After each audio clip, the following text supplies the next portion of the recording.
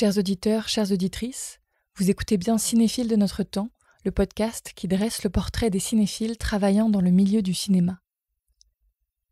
Avant de commencer, nous voudrions remercier nos Patreons qui nous soutiennent financièrement et nous permettent de faire notre travail en toute indépendance. Un grand merci à Paul, Jean-Noël, Guillaume, Clara, Bernard et Irène. Maintenant, il ne nous reste plus qu'à vous souhaiter une belle année et une bonne écoute.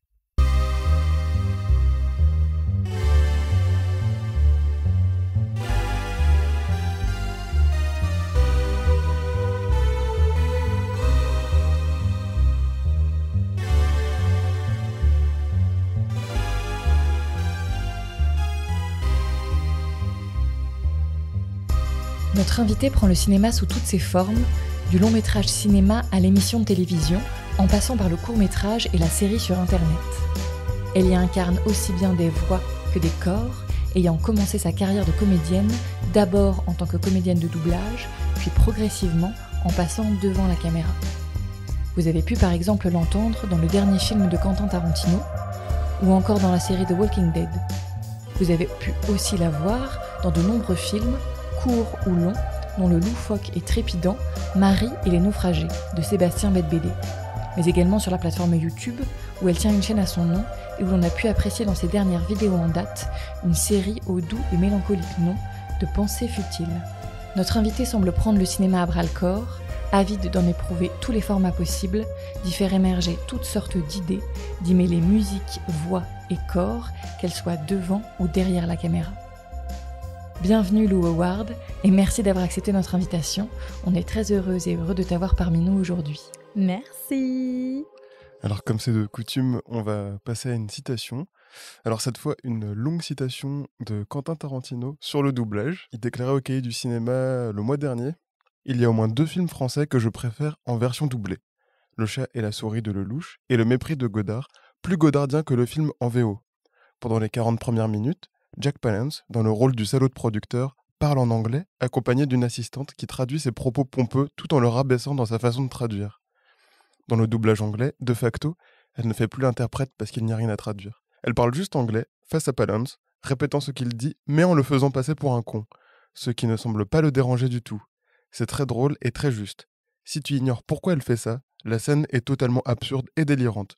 Je suis sûr que Godard n'était pas au courant de ce doublage, et même s'il l'avait été, je pense qu'il n'aurait pas trouvé mieux. » Voilà, alors est-ce que ça te parle, toi, justement, l'idée qu'on puisse être cinéphile tout en préférant des films, non pas dans leur version originale, mais dans une version doublée? Est-ce que toi, t'as grandi avec le doublage aussi? Est-ce que ça a construit ta Complètement, cinéphilie? ouais. Complètement. Bonjour. Complètement. Je trouve, il y a un directeur artistique de doublage qui s'appelle Hervé Ikovic et qui m'a dit un truc assez juste un jour. Il m'a dit, la VF, c'est juste la deuxième version d'un même film. C'est juste une autre version, en fait, du film. Parce que changer la bande-son, c'est pas anodin, hein, on change vraiment tout, quoi. Et il y a aussi une chose qu'on tend à oublier, c'est marrant, t'as parlé de Godard, mais justement, quand il a commencé ses films, ils étaient tous post-synchronisés, tous. Et ça, on l'oublie un petit peu aussi. Et il y a un autre truc qu'on oublie aussi, c'est que le son, c'est le plus grand traficotage du monde au cinéma. C'est que quand on regarde un film en VO, il y a de la post-synchro, les comédiens, ils se post-synchronisent après, beaucoup plus qu'on l'imagine. Et puis, en fait, tout est refait, quoi. Par le montage, par la création de sound design après, etc. Le son, ouais, c'est un bel artifice, quoi. Tout à fait. Et d'ailleurs, dans toute une part de l'histoire du cinéma, on pense à ces grosses productions italiennes, genre Le Guépard, Oui, tous les castings internationaux où en fait personne ne parle la même langue sur le plateau, en fait. Donc, Et oui, et il y a ça. Alors, il y a ça dans le cinéma, je dirais mainstream, mais il y a aussi beaucoup ça dans le porno, en fait. Dans le porno, au tout début, dans le cinéma pornographique, il y avait des comédiens de plusieurs nationalités. Donc, c'est en partie pour ça qu'on les doublait. Parce que sinon, il y en avait un qui parlait allemand, l'autre français, et bon, c'était pas très cohérent, quoi. Comme anecdote, c'est génial. une très belle entrée en matière. Eh oui. Bon, sans transition, on va passer à ton portrait. Difficile de faire une transition avec ça, quand même. Mais donc, on va passer à ton portrait. Et la première question qu'on t'a posée, c'est si tu étais une mère au cinéma. Et t'as répondu Béatrix Kiddo dans Kill Bill. Ouais. Voilà. Est-ce que tu peux développer un petit peu là-dessus? Parce que c'est la maman... pour moi, c'est vraiment la maman, parce que ce qui pousse ce personnage à littéralement aller buter tout le monde, c'est parce que elle pense que on lui a retiré son enfant, c'est-à-dire que elle se réveille, elle était enceinte et puis elle l'est plus parce que son ex a voulu la buter, quoi. Voilà, on est là-dessus. Et donc en fait, ce qui la pousse à avoir autant de violence, c'est l'amour. Donc moi, je suis pas quelqu'un de violent. J'adore la violence au cinéma parce que c'est esthétisé et parce que justement, ça nous empêche d'aller faire de la vraie violence dans la vie qui est vraiment pas belle, je trouve. Voilà, la violence, c'est mal. Je vais dire beaucoup de choses très, très intelligentes. mais, mais en gros, ce que je trouve génial là-dedans, c'est que ce qui la pousse à faire ça, c'est son amour pour son enfant, en fait. Voilà.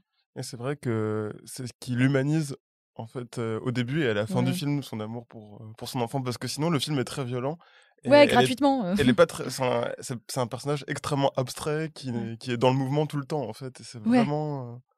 c'est vraiment sa qualité de mère, finalement, donc c'est assez beau comme personnage de ce côté-là. Mais ce qui est étonnant aussi, c'est que elle est dite mère dès le départ, mais que en fait, elle est vraiment pas vue comme un personnage de mère durant les 2 films. Ouais. Elle le devient qu'à la fin, donc c'est assez étonnant comme choix parce que c'est une mère qui ne le devient vraiment qu'à la fin, quoi. Elle est pas du tout définie par son rôle de mère. En effet, elle est définie par son rôle de guerrière. Et en fait, c'est une mère comme les autres. C'est ça aussi que je trouve joli, c'est que au fond, c'est ce qui la rend sensible, quoi. C'est que c'est pas juste une guerrière qui tue de sang-froid, c'est que c'est aussi une maman qui a peur pour son bébé. Il y a une scène, notamment, je sais plus si c'est dans le 1 ou le 2, parce que pour moi, les 2 films, c'est un seul et même film, donc je confonds pas mal de scènes parfois. Mais il y a une scène où en fait, elle vient d'apprendre qu'elle est enceinte et il y a une tueuse qui essaye de la buter dans sa chambre d'hôtel. Et là, elle a des réactions où pour la première fois, elle va dire « S'il te plaît, ne me tue pas, je viens d'apprendre que je suis enceinte. » Genre là, vraiment, ma vie n'a pas le même prix, quoi. Oui, ça change un truc totalement dans sa vision du monde, c'est assez étonnant. Ouais. On t'a demandé en deuxième question si tu étais une voix au cinéma, laquelle serais-tu? Et tu nous as répondu par la voix de Judy Garland dans A Star is Born, et notamment sa voix dans la scène de projection. Alors je te laisse développer pourquoi cette voix et un peu contextualiser peut-être cette scène qui est particulière. Ouais, alors la scène à laquelle je pense, c'est une scène de mise en abîme, parce que de manière générale, en fait, la version de Star is Born de Cukor, elle est, c'est déjà un remake, en fait. De Star is Born, il y a eu énormément de remakes. Donc c'est déjà un remake, celui-là. Et dans cette version, Cukor, c'est énormément basé sur la vraie vie de Judy Garland. C'est-à-dire qu'ils ont pris des éléments de sa vie qu'ils ont un peu transformés pour pas que ce soit trop reconnaissable non plus, mais ils ont beaucoup discuté tous les deux pour que le personnage lui ressemble et ait vécu un peu les mêmes choses. Et en fait, dans cette scène, juste avant, Judy, le personnage de Judy s'assoit dans une salle de cinéma pour se voir à l'écran, et elle interprète un personnage qui raconte sa vie de comédienne. Donc en fait, c'est une belle mise en abîme sur l'écran de cinéma. Et c'est une mise en abîme tout en chanson. C'est une chanson très très longue qui fait, je sais pas, 10 minutes, un truc comme ça. C'est très long, où elle joue une actrice qui retrace son parcours. Et c'est là qu'il y a des vrais éléments de la vie de Judy Garland, où elle parle des castings, elle parle de comment elle a galéré. D'ailleurs, elle parle du fait que les producteurs sont vraiment toxiques pour les comédiennes. À un moment, il y a vraiment juste une toute petite phrase sur ça. Et tu fais « Ah, déjà ! Ah là là !» Voilà. Et moi, ce que je trouve magnifique, c'est que Judy Garland, elle a une voix tellement particulière, en fait. Je trouve que c'est une comédienne qui sait vraiment travailler avec sa douleur. En fait, c'est quelqu'un qui souffrait beaucoup et qui, je trouve, quand elle travaille, on sent que elle essaye de tenir debout tout le temps. Je trouve ça toujours très bouleversant, même quand elle chante des trucs très joyeux, très légers.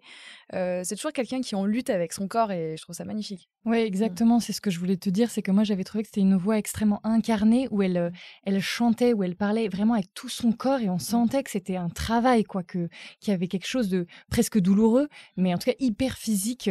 Tout son corps fonctionne et est en marche quand elle chante, et c'est aussi un peu particulier parce que c'est une scène où elle chante, elle fait du chant parlé, et où elle parle. Enfin, elle a vraiment ces trois voix différentes à chaque fois. Oui, et la partition est extraordinaire. Enfin, toute la musique, c'est très très beau. C'est magnifique. Je suis fan. Alors ensuite, on t'a demandé si t'étais une couleur au cinéma. On va revenir sur Kill Bill, donc, parce que tu nous as cité la tenue iconique de Béatrix Kiddo. Oui. Et tu nous as aussi cité la robe d'Emma Stone dans La La Land. Voilà, avec Le le jaune, jaune, donc. oui. Bah, c'est ma couleur préférée et je pense que c'est pas pour rien, c'est une couleur qui a accompagné mes films préférés. C'est Donc vrai, tu penses à d'autres films, là, comme ça ou... bah, en fait, c'est vraiment ces 2-là. Kill Bill, La La D'accord. Land, c'est des films, que j'aime, énormément et le jaune, c'est ma couleur préférée. Je pense que c'est pas un hasard, mais je viens de faire le lien, en fait, là, maintenant. Oui, c'est drôle. Et tu as cité deux tenues, en fait, deux Ouais, costumes qui sont extrêmement symboliques, extrêmement iconiques, même, on peut oui. dire. Et est-ce que tu es attaché d'ailleurs aux costumes au cinéma ou...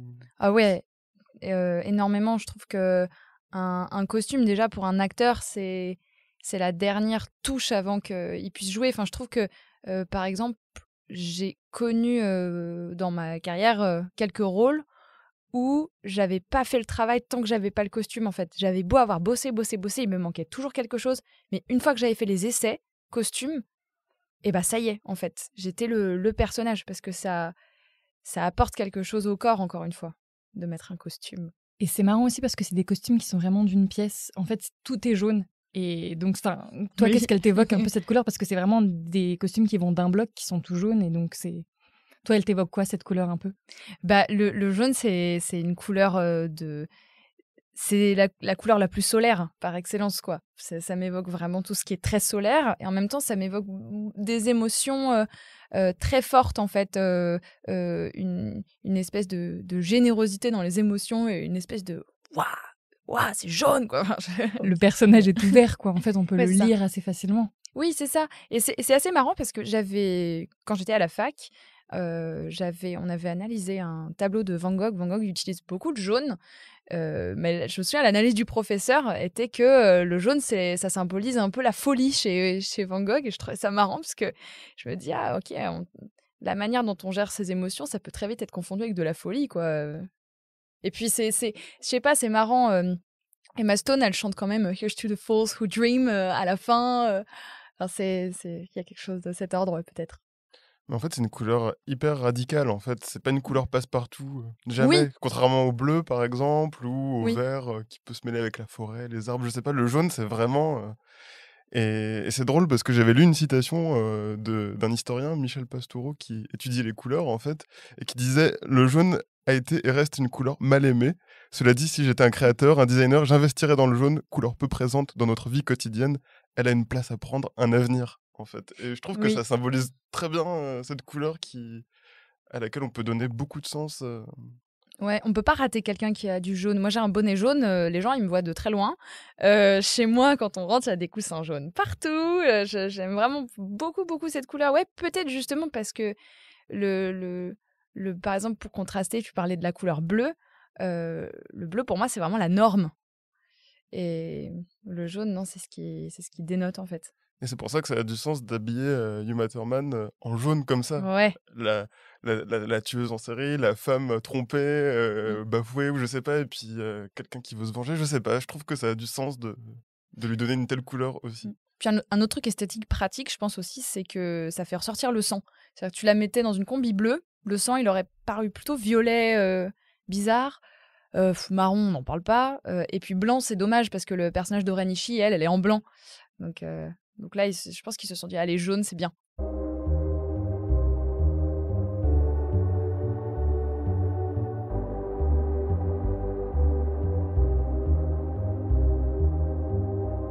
Après avoir parlé de costumes, Lou évoque les corps dansants dans cette deuxième partie consacrée aux conditions et circonstances de visionnage. Elle nous parle de l'ode à la danse qu'est le film Dirty Dancing et de la performance merveilleuse de Patrick Swayze.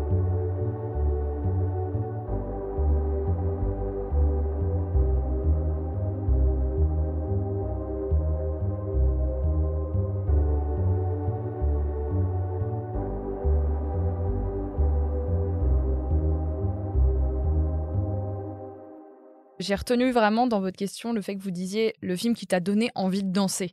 Et vraiment, quand j'arrête Dirty Dancing, j'ai envie de danser. C'est vraiment tout le travail de Patrick Swayze qui me donne énormément envie de danser.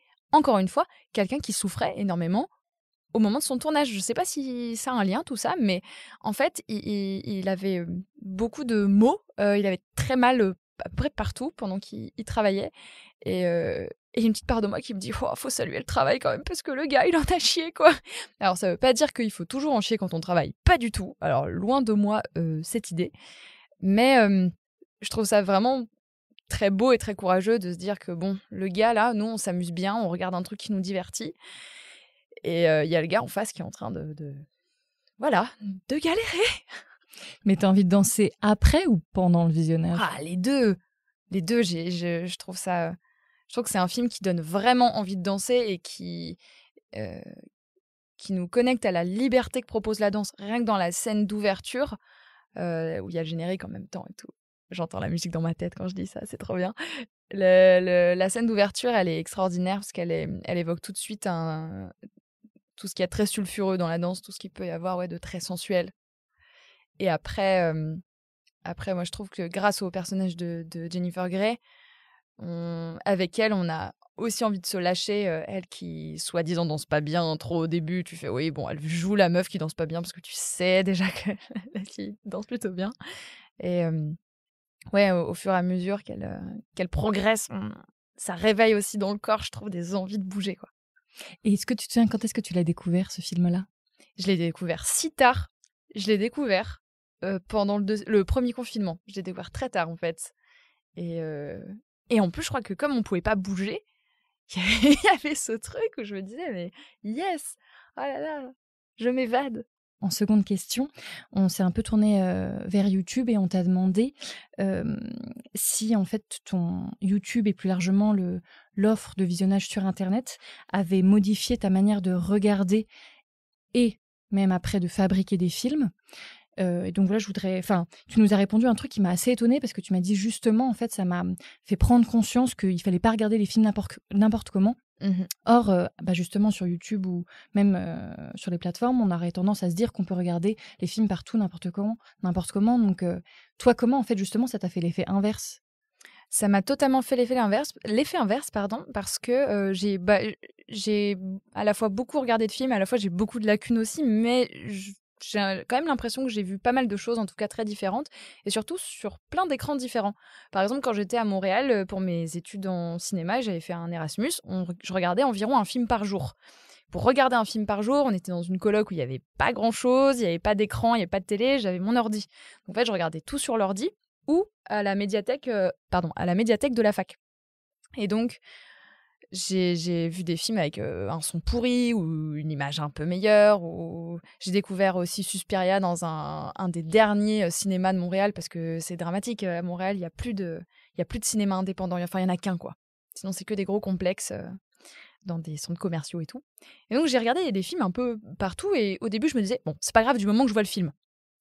Et aussi, je faisais autre chose à côté. Genre, je prenais des notes pour les devoirs, pour me dire « Ah, tel plan, machin, machin ». Donc, j'avais pas du tout les mêmes expériences de visionnage, mais je m'en rendais pas trop compte. Je me disais « Le film, il est vu, c'est OK ». Et je trouve que c'est en travaillant sur YouTube que je me suis rendu compte à quel point il y avait une différence entre regarder un film sur un téléphone et le regarder sur un grand écran.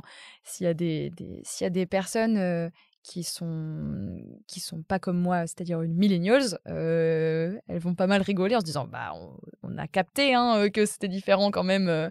Oui, mais on a tellement l'habitude, enfin surtout nous, tellement l'habitude d'être sur nos écrans et de que ce soit pas une différence énorme, que là, quand on travaille dedans, on se rend compte de tous les efforts qu'on fait pour que l'image soit d'une qualité exemplaire, que les plans soient beaux, que ça soit propre et tout ça.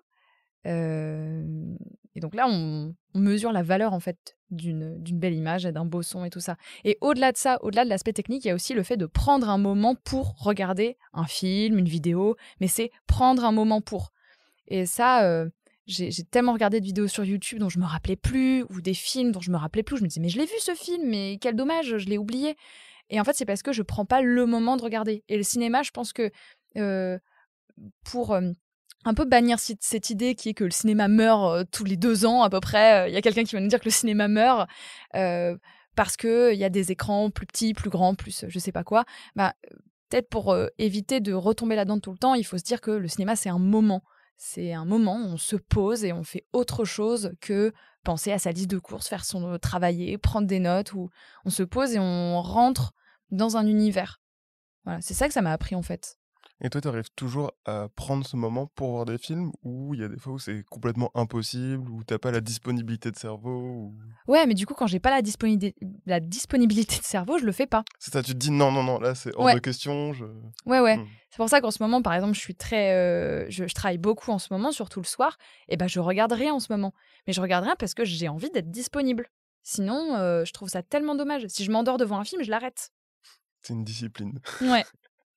Et c'est marrant parce qu'en t'écoutant, tu donnes vraiment l'impression que c'est pas forcément YouTube. En fait, YouTube t'a donné l'occasion de travailler les images, mais en fait, c'est pas vraiment en regardant YouTube, c'est plus en travaillant les images que tu t'es rendu compte du travail et donc de la nécessité de prendre le temps de ces images. Donc, c'est plus en fabriquant des films que tu t'es rendu compte de cette importance, plus que sur YouTube, finalement. Oui, tout à fait. Et aussi en prenant conscience de tout le travail que demande un projet audiovisuel, quel qu'il soit, en fait. Quel qu'il soit, il y a du montage, il y a la composition d'un cadre, il y a une interprétation, il y a un choix. Et en fait, je voyais défiler des commentaires parfois qui disaient « Oh, je suis juste allée à la fin pour voir » ou « Je suis juste allée au début » ou je vois ce qu'on appelle le watch time sur YouTube qui permet de regarder où est-ce que les gens s'arrêtent, où est-ce que les gens reprennent la vidéo. Et en fait, en voyant tout ça, je me suis dit « Mais c'est tellement dommage !» On passe à côté de tellement de choses de la part du créateur. Et puis moi, j'aime bien justement ces vidéastes comme Y Penser, par exemple, fait beaucoup ça, qui va cacher des éléments dans la vidéo qui forcent les gens à rester jusqu'au bout ou qui vont entrer en interaction avec le spectateur pour qu'ils aillent au bout de l'expérience de la vidéo. Ça, je trouve ça chouette de faire comme ça. Bah oui, c'est des bons petits tips pour continuer. Parce que oui, tu parlais du fait que ce qu'on t'a demandé, est-ce que ça aussi, YouTube a changé ta manière de fabriquer des films? Et tu as dit que bah oui, ça t'avait donné un peu des tips pour fabriquer des objets audiovisuels avec plus de contraintes, etc. C'est vrai que le cinéma, c'est un peu une histoire de contraintes de toute façon. Oui. Et est-ce que tu as des exemples d'ingéniosité sur YouTube? Eh bien, souvent, en fait, ce qui me manque sur YouTube, c'est le temps. Plus que l'argent, en fait. Je le mettrais en premier, que le temps manque. Parce que oui, l'argent manque aussi, hein, mais le plus souvent, c'est vraiment les timings sont très serrés. Et donc, il faut trouver des astuces, en fait, pour pallier à ça. Et je sais que, par exemple, sur Pensée futile, donc la série dont vous parliez tout à l'heure, ce qui a été... En fait, le parti pris esthétique, il est de dire les petits sketchs vont toujours être de la même, enfin vont toujours avoir le même découpage. Donc il y a un master, un chant, un contre-chant. On a tourné à 2 caméras pour pouvoir nous au jeu proposer plein de trucs sur le master, sur le plan large master. Et puis après sur le chant contre-chant, on affine des trucs de jeu et au montage après c'est beaucoup plus simple. Cette contrainte-là, elle nous a permis de tourner 2 épisodes par jour et donc d'avoir plus le temps, en fait. Nous, on avait plus le temps de jouer, quoi, au bout du compte, grâce à tout ça. Et après, ça donne l'identité de cette série, qui plaît ou qui plaît pas d'ailleurs, parce que c'est particulier, hein. Il y a vraiment 3 plans, tout le temps, sauf dans un épisode, mais je ne dirai pas lequel pour pas spoiler celles et ceux qui n'ont pas vu la série. Mais oui, il y a un épisode qui vient casser cette dynamique-là, justement. Et c'est parce qu'il y a une répétition que le fait de casser la dynamique, tout d'un coup, on fait « Waouh, ok !» Et voilà.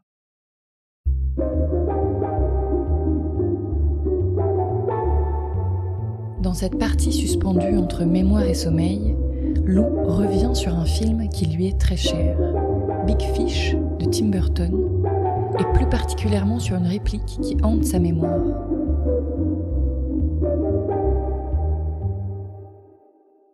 Vous vous rappelez de cette blague qu'on vous a dit tellement de fois qu'elle n'en est plus drôle? Je crois que c'est un truc comme ça. On vous l'a dit tellement de fois, on vous la répète, et un jour elle vous apparaît comme nouvelle. Mon père faisait partie de ces hommes-là qui racontent des histoires et qui deviennent leurs histoires à tout jamais. Bon, c'est un truc comme ça, bon, très mal résumé, mais c'est en gros, l'idée c'est, vous vous rappelez de ce truc que vous entendiez tout le temps et de ces histoires, et un jour on entend une histoire et elle ne sonne pas pareil.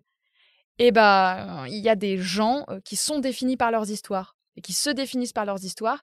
Et en fait, c'est une petite astuce pour pas mourir. Moi, c'est comme ça que je l'entends le texte. C'est comme ça que C'est j'entends aussi. voilà, parce que mourir, on y passe tous. Il y a juste un moyen de rester dans l'air et dans les particules, quoi. C'est en racontant des histoires, parce que les histoires, elles se transmettent et elles restent en fait. Les gens restent pas, mais les histoires, elles restent. Et pourquoi cette citation d'ailleurs? Parce que j'adore parler de la mort, c'est super. Non, parce que je trouve que ça définit la création, ça définit pourquoi en fait on fait de la création, parce que on va pas se mentir, c'est quand même très bizarre comme métier. C'est quand même un peu, bon, se réveiller un matin et se dire: «Bon OK, je vais jouer des rôles et bon, ça va être mon métier et je vais transmettre des émotions aux gens et il y a des gens qui vont aimer ça et qui vont en redemander» et cetera, c'est quand même une démarche qui est un peu bizarre et qui est pas, toujours évidente et c'est souvent motivé, je trouve, par, l'envie de rester vivant aussi, quoi. Je trouve qu'il y a vraiment ça derrière, Mmh. Et du coup, est-ce que cette citation, elle agit un peu comme une boussole pour toi? Est-ce que c'est pas un Ouais. mantra, mais quelque chose auquel tu penses en te disant: «Voilà, c'est» Ouais, ouais, carrément, le fait qu'on survit par nos histoires, et qu'on vit par nos histoires, ouais, carrément et puis c'est aussi je trouve que ça parle aussi de la relation qu'on a beaucoup, nous, les personnes de notre génération, avec notre père. Parce que ça parle de ça aussi, le film, hein. Mais on est une génération à avoir eu des papas qui, pour beaucoup, ont été absents. Quand je parle avec des amis, ils me disent beaucoup: «Ah bah, mon papa, il était pas là, il était au travail». On a eu beaucoup des papas qui étaient des figures paternelles un peu nébuleuses, quoi, qui étaient là, mais sans être trop là et hem et souvent, quand on a des bons souvenirs avec eux et c'est les histoires qui reviennent. C'est: «Ah, on avait ce moment-là, il m'emmenait au musée, il me racontait telle histoire» ou alors le soir avant de dormir, il me racontait telle histoire. C'est aussi, des souvenirs qui nous reconnectent avec nos papas souvent. Ça, c'est un sujet que j'aime bien aussi. Mmh, c'est très vrai. Et ce film de Tim Burton, au-delà de cette, dernière, réplique, il a une place importante pour toi, dans tes goûts ou? Oui, parce que c'est, le film que j'ai découvert, je pense, un peu avant Kill Bill, quand j'étais très jeune et donc c'est un film qui m'a impressionnée. C'est-à-dire je l'ai regardé et j'étais plus la même après, parce Oui, que donc ça c'est un parle de film la charnière. mort.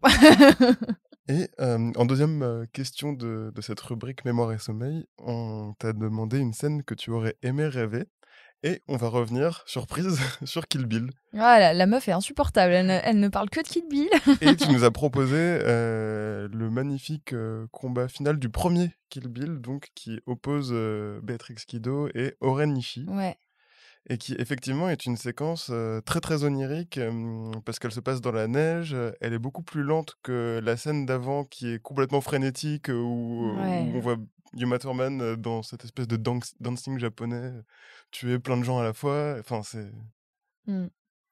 et pourquoi cette scène alors? Pourquoi t'aurais aimé la rêver toi? Parce que, je trouve qu'elle suit dans son à la fois dans le découpage et dans le montage, dans la manière dont la musique est utilisée, elle utilise elle reproduit la forme d'un rêve. Je trouve comme, Tarantino, dans ce film-là, il a pas inventé grand-chose, il a repris énormément c'est très référencé quoi, Kill Bill, j'en ai pris conscience, plus tard en fait quand je me suis éduquée au cinéma et tout. Donc en fait, il va récupérer plein d'éléments de combat, de films de combat et tout ça et il va les mettre bout à bout et en fait, je trouve que, comme tu disais, la scène juste avant, elle est très frénétique, c'est vraiment, du gros combat, elle tue 88 personnes, donc vraiment il y en a partout et là, tout d'un coup, c'est très silencieux. À un moment, il y a de la musique qui a d'ailleurs vraiment rien à voir avec l'action. C'est une reprise, très, heu marrante de Nina Simone quoi. Enfin, on se dit vraiment: «Mais ça n'a aucun rapport avec l'action, ça se passe au Japon», enfin, c'est n'importe quoi et hem et après quand la musique s'arrête, il y a vraiment que des silences, quelques répliques. Il y a cette espèce de plan sur une fontaine qui bouge comme ça, dans le silence et puis la neige qui tombe, on a l'impression, ouais, de flotter, d'être dans un rêve, que tout d'un coup, il y a plus de discours, il y a juste des trucs qui se passent comme ça. Et un peu de l'absurdité du rêve aussi, un petit peu. Ouais, que les rêves, ça raconte un peu n'importe quoi. Elle finit quand même par lui trancher la tête et on voit son cerveau. Et puis après, elle dit un mot, une phrase inspirante.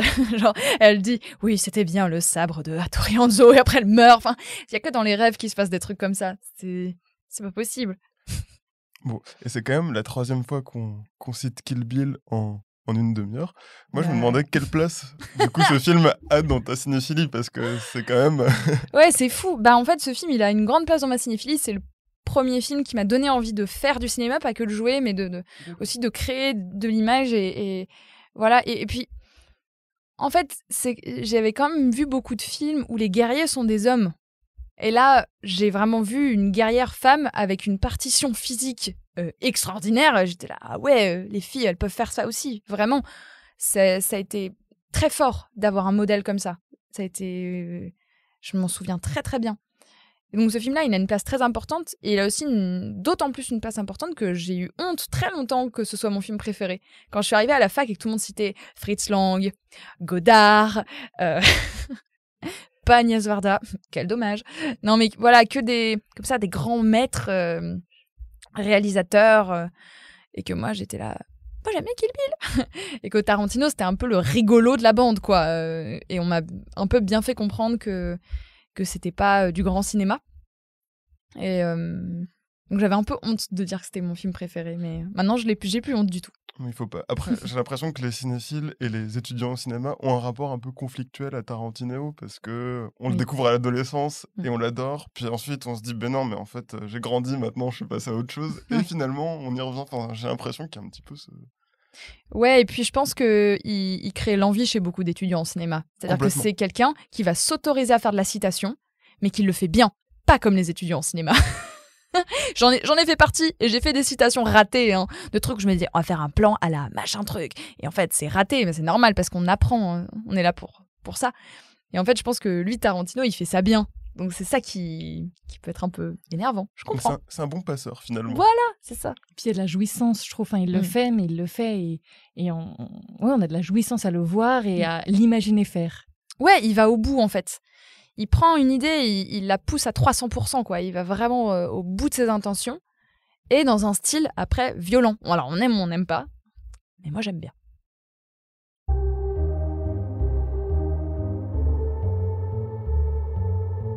Pour sa carte blanche, Lou nous fait entendre la dernière scène du dernier épisode de la série Fleabag. Le bus, la nuit, en compagnie d'un prêtre très sexy et de l'incroyable Phoebe Waller-Bridge.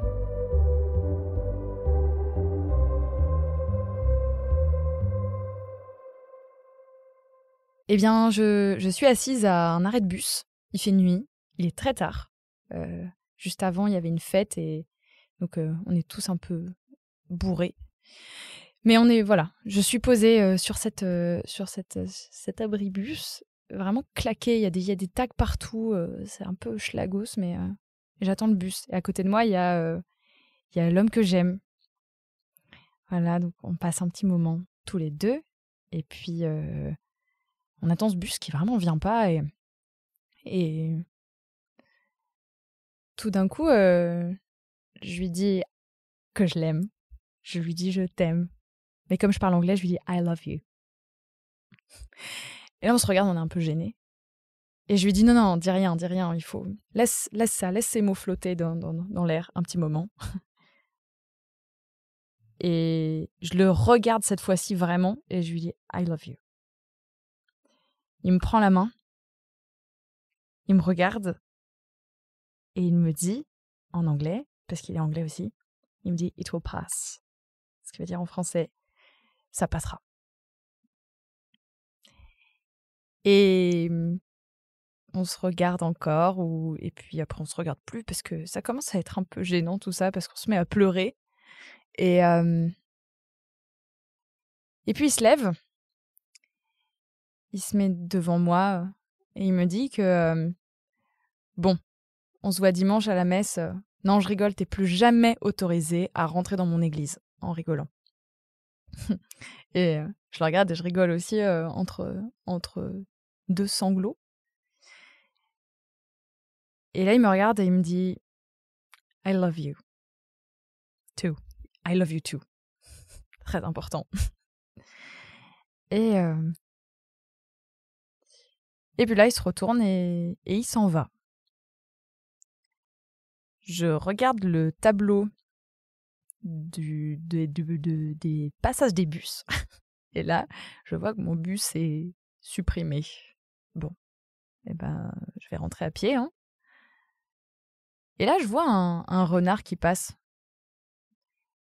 Je lui indique où est parti l'homme de ma vie, en lui disant « il est parti par là ».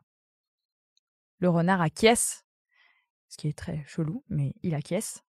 Et il part en direction de l'homme que j'aime. Je me lève pour partir.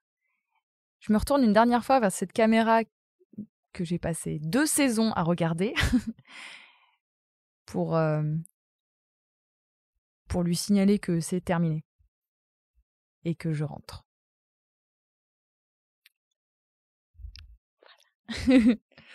Et qu'est-ce qu'elle te fait, cette scène? Quelle place elle a pour toi dans ta cinéphilie Elle a une place de... Déjà, elle m'a beaucoup impressionnée parce que je suis vraiment amoureuse des mots de Phoebe Waller-Bridge qui a créé la série, qui joue dedans, qui a le premier rôle dedans. Elle est partie d'un seul en scène et en fait, elle a transformé ce seul en scène en série. À la base, le seul en scène, c'est d'ailleurs la saison 1, je crois. La saison 2, elle a été créée après. Et c'est la saison 2, moi, qui me bouleverse le plus parce que je trouve que dans ce dialogue final, il y a tout, en fait. De répondre à quelqu'un « it will pass » après lui avoir dit « I love you », c'est à la fois très violent et à la fois tellement vrai. C'est-à-dire que tout passe, tout finit par passer, que ce soit la série qu'on est en train de regarder, que ce soit là, ce moment, tous les trois, on est en train d'enregistrer un podcast, que ce soit un truc horrible qui est en train d'arriver, tout finit par passer. Et l'amour, le sentiment amoureux, parce que c'est ce qui définit leur relation, c'est la passion, en fait. La passion, c'est un truc qui passe. Et qui, après, pour moi, la relation amoureuse, c'est ce qui, justement, c'est une action. Donc ça se répète, c'est quotidien et tout ça. Mais le sentiment amoureux et la passion, c'est quelque chose qui passe au bout d'un moment.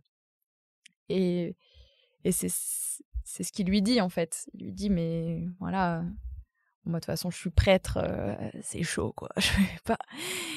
Bon, je sors déjà avec Dieu, c'est compliqué. Donc, en gros, c'est pour cette dernière scène-là que j'aime cette série beaucoup. Et c'est marrant parce que souvent nos invités, quand on leur demande une carte blanche, ils nous parlent d'une scène de film, enfin d'un long métrage. Et t'es la première à nous avoir cité une série. Donc, et donc je voudrais vraiment savoir comment tu considères cette série qui est vraiment particulière, qui est très ancrée, enfin dans le sens elle est très concentrée dans le temps. En effet, c'est que 2 saisons, elle veut pas en faire plus. C'est 6 épisodes par saison. Par épisode, c'est 20 minutes. Donc c'est très court finalement pour une série, comme on en fait aujourd'hui. Et donc voilà, quelle place elle a, cette série, pour toi, dans justement ta cinéphilie? Parce que souvent, on aurait tendance à considérer qu'on parle plus de long métrage ou de court métrage, et les séries, on les met un peu sur une case à part, et en même temps, les séries, c'est ce qu'on regarde le plus, c'est ce qu'on consomme le plus, donc peut-être ce qu'on retient le moins. Enfin, donc quelle place elle a vraiment, cette œuvre cinématographique, toi, dans ta cinéphilie par rapport à d'autres choses? Moi, je suis assez pour considérer que les séries sont des œuvres cinématographiques, vraiment, parce que j'en avais discuté avec un prof à la fac, justement, quand j'étais en fac de ciné à Paris 1, qui avait dit « Ah non, pour moi, les séries, c'est pas du cinéma. Tu développes pas la même chose, c'est pas la même expérience. Les séries ne sont pas à la hauteur des films. » C'est vraiment ce qu'il avait dit. Et j'avais dit « il y a certains films qui sont pas à la hauteur des séries non plus, quoi. » Quand tu regardes certaines bouses, tu te dis que bon... Non, et puis il y a des réalisateurs qui ont œuvré dans le long métrage qui se sont mis à la série. Je pense à David Lynch avec Twin Peaks. Voilà. Va lui dire que c'est pas du cinéma, quoi. Non, mais je comprends après. Je comprends pourquoi il dit ça. C'est que ça a pas la même histoire, ça a pas le même mode de consommation. La série, elle va pas se consommer dans les salles. Ou en tout cas, je pense pas que ça existe. Ça se consomme... À part si tu t'appelles David Lynch et que tu fais l'ouverture de Cannes avec Twin Peaks 3, mais voilà. Ça, bon. Non, mais ça se consomme... C'est arrivé avec la télévision, en fait, la série telle qu'on la connaît aujourd'hui. On connaît un petit peu la condescendance qu'a eu le cinéma pour la télévision. Donc, en fait, il y a toute cette histoire-là aussi derrière. Maintenant, je trouve que des formats comme Fleabag, qui sont des séries courtes, très efficaces, avec une mise en scène que je trouve extraordinaire et des acteurs et des actrices merveilleux et merveilleuses, ça se place ça se place à la hauteur du cinéma. Il y a des expérimentations en plus et sur la narration, sur le Ouais. développement de son personnage et dans ses jeux de caméra où, alors que ça a été vu et revu au cinéma, de casser le 4e mur, elle joue avec, elle pousse ça encore plus loin donc on peut considérer qu'il y a du cinéma dans Fleabag et dans beaucoup d'autres séries aussi. Tout à fait, et je trouve que ce qui est génial avec la série, c'est qu'on peut aller approfondir quelque chose que la contrainte du long métrage ne permet pas. Dans un long métrage, il faut faire tenir une évolution de personnage, une action, un scénario sur 2 heures et demie. C'est vraiment court. Et c'est pour ça que le cinéma, c'est aussi génial, c'est que ça arrive à... C'est une vraie contrainte, le temps. Voilà. Il existe des cinéastes qui font des films de 13 heures, mais Ouais, bon, on les aime bien, on les aime bien. Il y en a, ouais, c'est vrai. Et dans la série, c'est ça qu'on va aller expérimenter. En fait, il y a aussi le fait que je suis comédienne et je vais pas vous mentir, c'est le truc que je regarde en premier. Et en fait, la série, c'est un tel espace de jeu qui est trop bien. Sur un long métrage, tu quittes assez vite le bateau, quoi. Une fois que... Bon, après, il y a des tournages qui sont très longs, hein, qui durent plusieurs mois et tout. Mais souvent, sur une série, il y a beaucoup plus de place pour le travail, je trouve. Et pour finir sur la séquence, moi, ce que je trouve assez beau aussi, c'est que c'est une des rares scènes de cinéma qui dit au revoir à son spectateur. Oui, oui. Bah oui, c'est le début d'un deuil, en fait, hein. Tu dis au revoir à cette relation. Elle dit au revoir à cette relation. Elle nous dit au revoir à nous. Et puis, elle nous dit aussi, bon, maintenant, vous changez de programme, hein, celui-là est terminé. Je l'ai vu 2 fois en plus. Je lui ai dit au revoir 2 fois. Donc ouais, ça marque un mini deuil, quoi. C'est vraiment la sensation avec laquelle on ressort quand on a vu la série. On parle beaucoup de la mort, hein, je suis désolée. c'est normal. Celles et ceux qui nous écoutent, c'est un peu le sujet.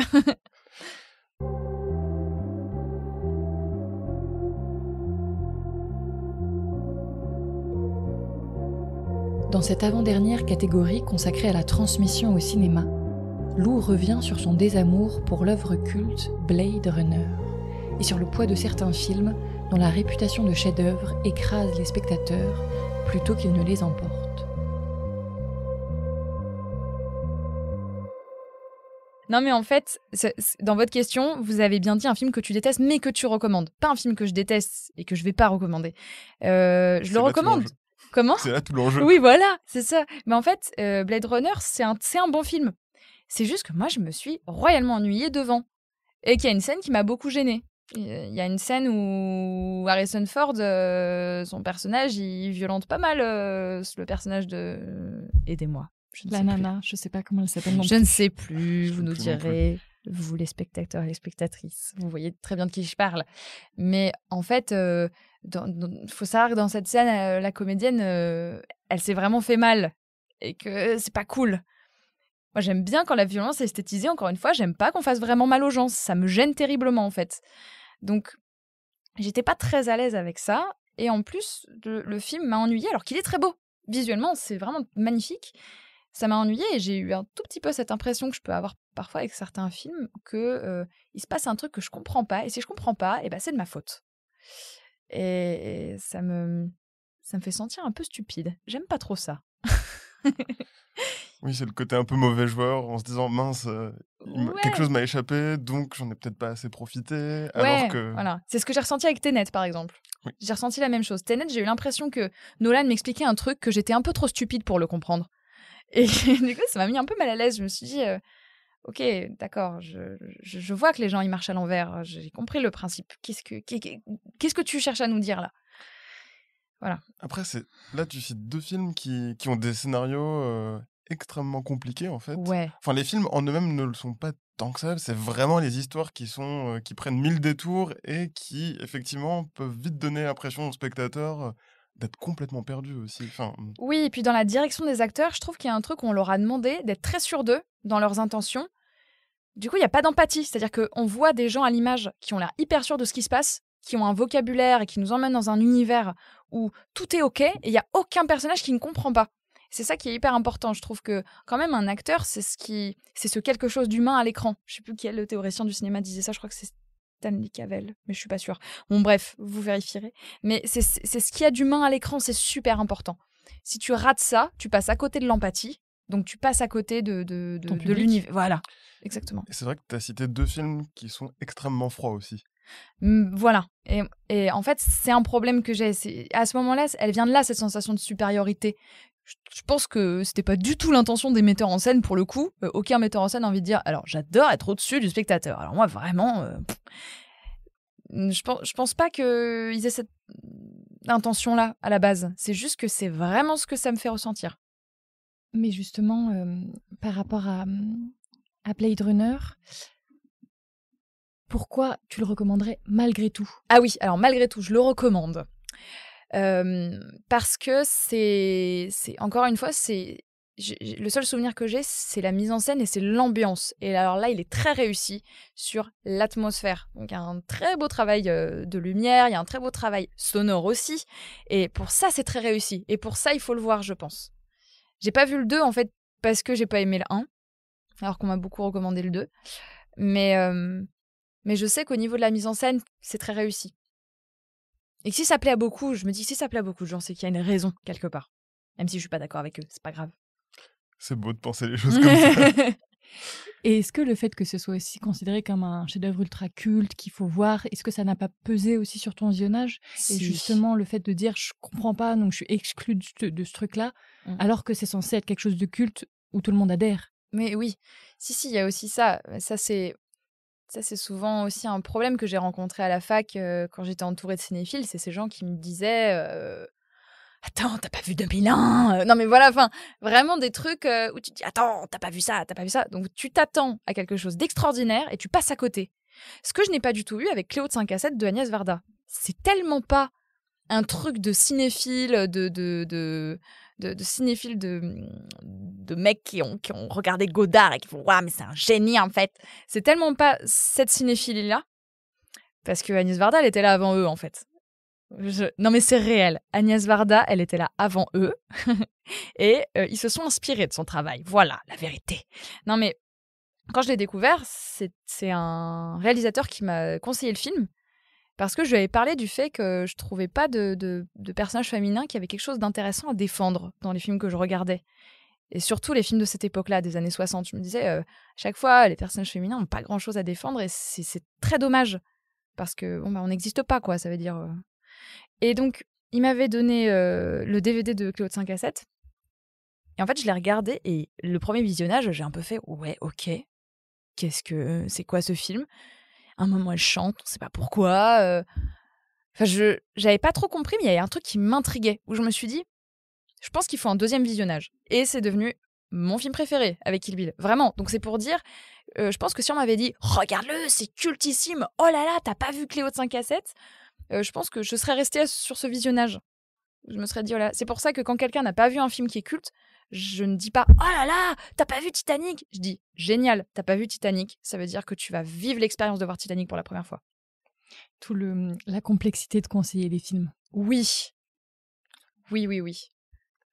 Et alors, on va passer de Cléo de 5 à 7 à quelque chose de complètement différent. Ceci dit, on chante aussi dans le film dont on va parler maintenant.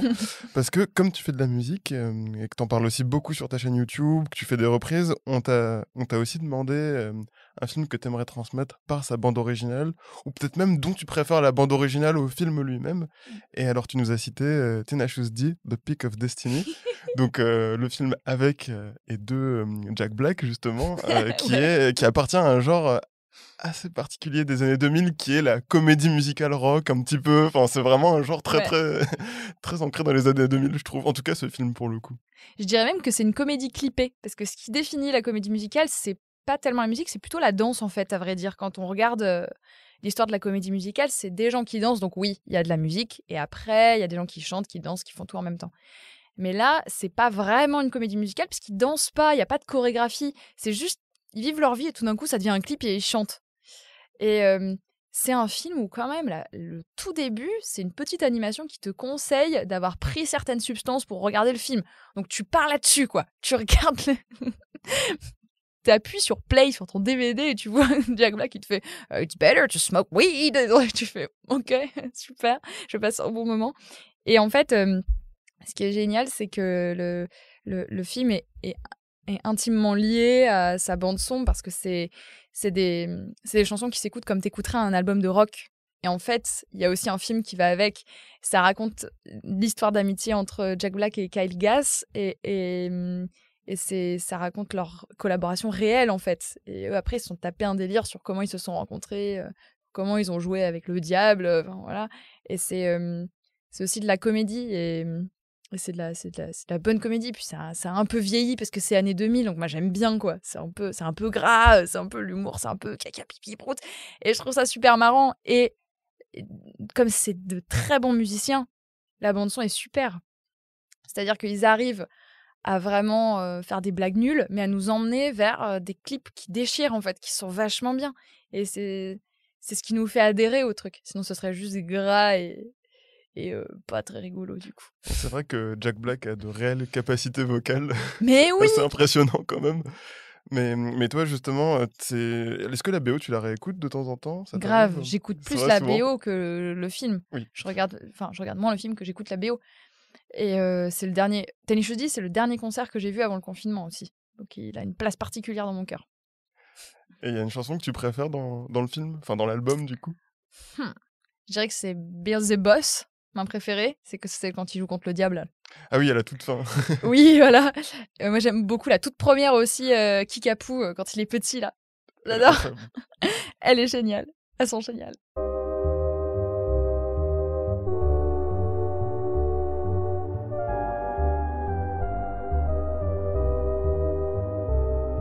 Pour clore ce portrait en beauté, notre invité convoque son refuge plus grand et plus épique que la vie elle-même. La trilogie du Seigneur des Anneaux, réalisée par Peter Jackson. Pour moi, le terme refuge, c'est un endroit où tu reviens. Et dans l'idée de refuge, il y a une idée c'est l'endroit où on fait pause. On fait pause de la vie. Et donc, moi, mon film refuge, c'est la trilogie, surtout le dernier, parce que je l'aime vraiment particulièrement. C'est des films que je vois tous les ans. Tous les ans, ça va être la période là où je vais me poser pour les regarder. Film de Noël. Voilà. Moi, je suis moins Harry Potter en film de Noël. Je suis vraiment Seigneur des Anneaux. Et ça marque souvent la fin de l'année pour moi. C'est assez rituel. Et je les regarde une fois sur deux en VF ou en VO, parce que la VF est vraiment excellente. Le travail sur la VF est fou. Donc j'adore. Pour moi, les deux versions se valent totalement.